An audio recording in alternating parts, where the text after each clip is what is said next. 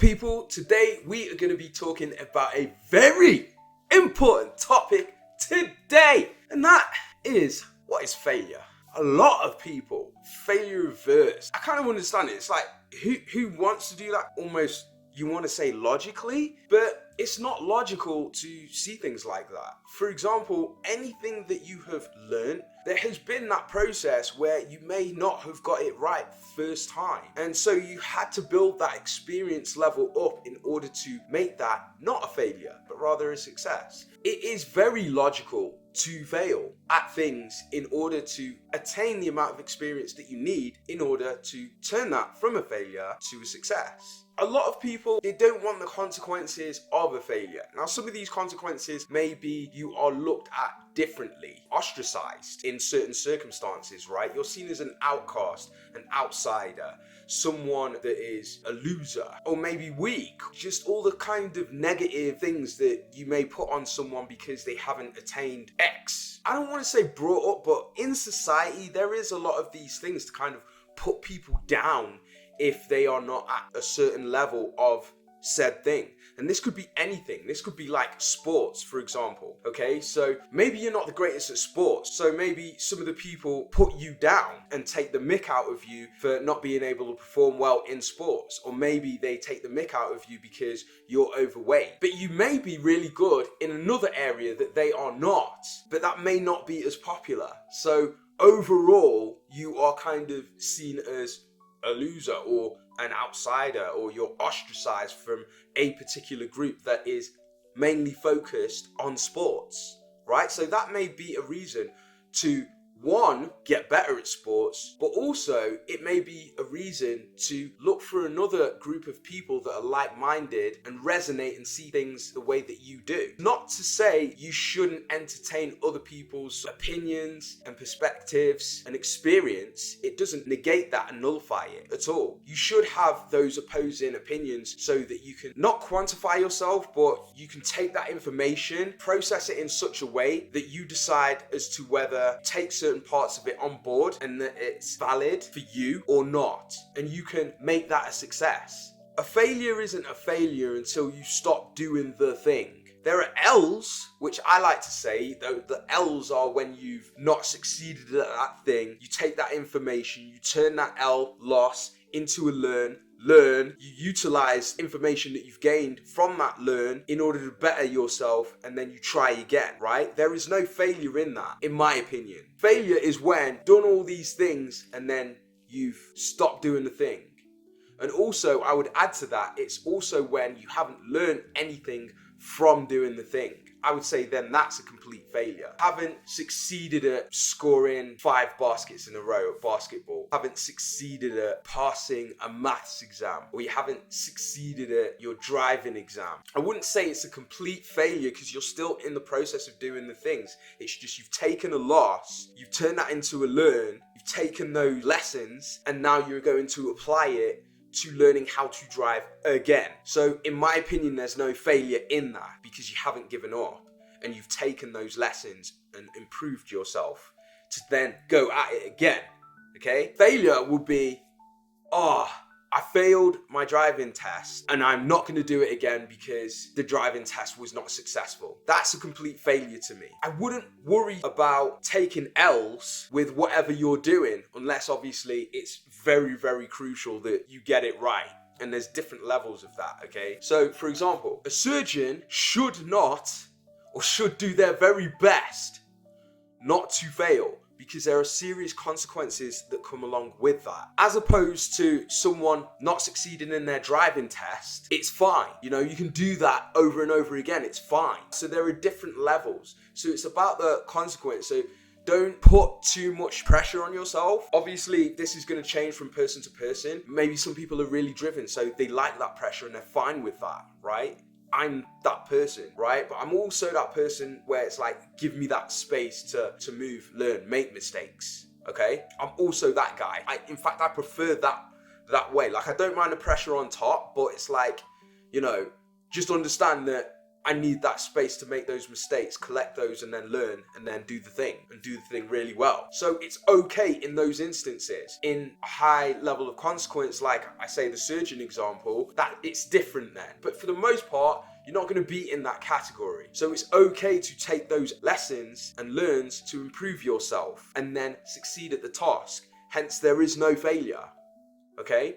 So that's what failure actually is. It's stopping doing the thing altogether for whatever reason. And a lot of people are afraid to take both the L's and the failures because of mostly ridicule from society. That's mainly the reason why. It's because, oh, I didn't succeed at this thing, I'm going to be looked upon as XYZ. Need to stop giving a crap about that, okay? Because these people will literally change decisions that you choose to make because of their opinions. But I'll go one further. It's not because of their opinions that they are able to change the decisions that you make within your life and the trajectories that you take within your life. It's because you are letting their opinions, worldviews of you, change your decisions and opinions and the way you do things. Which is why a lot of people say, be wary of who you choose to hang around with. Be wary of your network because they will influence your decisions, your actions, how you choose to interpret certain things that affects your life, your lifestyle and the decisions that you make and the choices that you go ahead with, etc. So that's why that's a big, very important thing. Personally, I don't really tend to give a crap about what people think, so much so that it'll stop me doing something that I really want to do, right? Like, you can have your opinion, it's totally fine. You're entitled to that. It's totally cool for you to have that opinion, whatever it may be, with regards to my choices, my decisions, what I choose to do. You won't have the decision though. The decision is mine, and I will do what I need to do and what I want to do. Simple as that. And I don't mind if you have certain outlook on me. That's on you. I don't shoulder that. It's not my responsibility to. Do you see what I'm saying? So that is my mindset on a lot of the decisions that I choose to make. Now, don't get me wrong. I'm not abusive with the way that I put that across. Hard-headed in the sense that I won't listen to people's input, quantify it, see if they have a point with any one specific thing. Like, I do that. I definitely do that. Curate the advice that you're given. And by who? Curate it. Run it through your filters. Does it make sense? Is it logical? Is it valid? Does it make sense for what you want to do? Do you still want to try anyway and see for yourself? Do you need that knowledge, that information, that off the beaten path experience to give you that holistic view? Do you need that? Is that why you're going to do it anyway? You know, you may still do that and not take their advice, or take their advice on board but still do the thing. Pros and cons, I guess, to both ways. Some cons more than others sometimes, some benefits more than others sometimes. It's not always going to be obvious. And the reason why you may not have the knowledge that you need in order to curate that information that you are getting effectively, because you don't know enough yet. Which is why, if you are deciding on choosing to do a certain thing, it's a good idea maybe to seek advice from someone who is already doing well in the thing, like a mentor or something like that, or someone who has experience in that or knowledge of that. Don't just take advice from anybody that is not or has never done the thing, because then it could be good, but it's more likely a fluke if the advice is good. But if the advice is bad, then puts you in sort of a compromising position. So it's always best to seek advice from a mentor or someone that's doing the thing or had some experience in the thing. More of an understanding of what they're talking about and experience in the thing. And the other way that you can get that information is by doing the thing yourself and learning. And taking those L's, using those learns, those lessons, and improving each time. Building up your own experience and knowledge of the task and becoming more and more successful at the thing until you've done it, right? Or until you succeed, okay? So that is what failure is, and you shouldn't be worried about failing unless, like I said, in the example of a sort of high consequence decision. In which case, if you do not feel, let's say, I won't say comfortable, because sometimes you still have to make those decisions even though you aren't comfortable. But what I would say is, if you aren't equipped to make decisions like that at the time, then get advice, get support from someone who is able to effectively assist you in that situation, okay? Whether it's a senior or someone who's had more experience or someone else that knows that missing piece of information that you need and require in that moment. That is how you handle that effectively. There are going to be certain times where there isn't going to be that person or that information available. So maybe you have to trust yourself, be innovative, creative, come up with something else that allows you to solve that situation laterally in an indirect way. There are all these kinds of dynamics. For the most part, you should not be afraid to fail, if you want to call it that, and you won't completely fail if you don't give up during the thing. You're only going to accrue more experience, more lessons, more learns, and then at some point, with consistency, determination, and perseverance, you're most likely going to attain success or a high level of that thing. If you are seriously going at it and pushing towards it, you're going to reach that point, okay? That clinch point where it's like, I've got it, I understand. So you'll either be very good or succeed, or at the very least, above average, depending on how much resources you put towards that thing.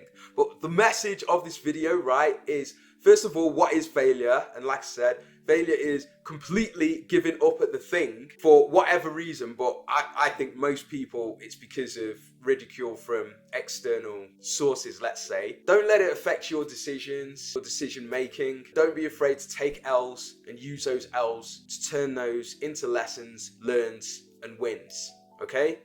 So guys, that's a video. Hopefully that made sense, changed your outlook. So just make sure that you, I don't want to say guard against, but yeah, do guard against that. Do be very aware of whether or not it's valid advice from a valid source and how much of that opinion or advice you want to take on board. Because at the end of the day, it's your decision as to whether or not to do something, okay? So take that on board and hopefully it enriches, empowers, and it betters your life. Throw down in the comments, let me know your thoughts and what you think of what I've said. Keep all of that in mind because it's very, very important to run it through your filter, and it will be easier if you have a good network of people around you that want you to succeed and want to help you, okay? That's not to say people that are like that will always give the best advice, but at least they'll be pushing you towards success. Having that kind of network and that kind of ecosystem around you is much better than not. Enjoy your day,